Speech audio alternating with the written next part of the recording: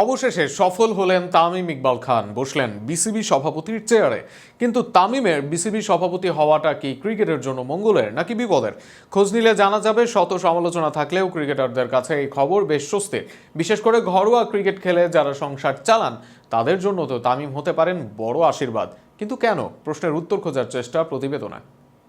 প্রায় ১.৫ বছরের চেষ্টায় অবশেষে বিসিবির সভাপতি হলেন তামিম ইকবাল। যদিও এখনো নির্বাচন করতে পারেননি তিনি, তবে আপাতত অ্যাডহক কমিটির সভাপতি হয়েছেন এই সাবেক ক্যাপ্টেন।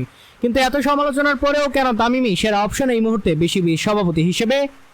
প্রথমত, তামিম ইকবাল সদ্য ক্যারিয়ার শেষ করা ক্রিকেটার। বর্তমান ক্রিকেটারদের চাহিদাটা সবচেয়ে ভালো জানাবেন তিনি। এছাড়া জুনিয়র ক্রিকেটারদের বড় অংশই তামিমকে চায় এই স্থানে দেখতে। ফলে ক্রিকেটাররা যেমন তাদের চাহিদার কথা জানাতে পারবেন তামিমকে, তেমনি নিজেও তামিম জানাবেন ক্রিকেটারদের কখন কি প্রয়োজন। দ্বিতীয়, বর্তমানে ঘরোয়া ক্রিকেট বন্ধ বললেই চলে। বেশিরভাগ ক্লাবের ইচ্ছায় মাঠে গড়ায়নি ডিপিএলও। তবে সেসব ক্লাবের সমর্থন আছে তামিমের জন্য। সুতরাং এখন আবারও স্বাভাবিক হয়ে ঘরোয়া ক্রিকেটে লিগগুলো, বিশেষ করে যেহেতু ঘরোয়া ক্রিকেটারদের বেশিরভাগ এই ক্রিকেট খেলেই জীবিকা নির্বাহ করেন, সুতরাং এই লিগ চালু হলে তাদের জীবন আবারও স্বাভাবিক হবে। বিশেষ করে গত ৬ মাসে বুলবুলের বোর্ডের আয়ের খাতার চেয়ে ব্যয়ের খাতায় বড় ছিল। কিন্তু যেহেতু তামিমের এই অ্যাডহক বোর্ডে পলিটিক্যাল পাওয়ারফুল ব্যক্তিদের পাশাপাশি ব্যবসায়িকভাবে সফল ব্যক্তিরা আছেন, ফলে বিসিবিও দ্রুত সব সমস্যা কাটিয়ে উঠতে পারবে বলেই প্রত্যাশা।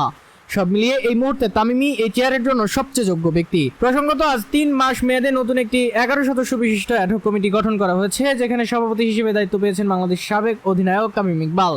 নতুন অ্যাডহক কমিটির সদস্যরা হলেন রাশনা ইমাম, মির্জা ইয়াসির আব্বাস, সৈয়দ ইব্রাহিম আহমেদ, ইসরাফিল খসরু, মিনহাজুল আবেদিন, আজহার আলী খান, তানজিল চৌধুরী, সালমান ইস্পাহানি, রফিকুল ইসলাম বাবু ও ফাহিম সিনহা। এনএসসি জানায়, তাদের গঠিত তদন্ত কমিটি প্রতিবেদনের ভিত্তিতেই এই সিদ্ধান্ত নেওয়া হয়েছে।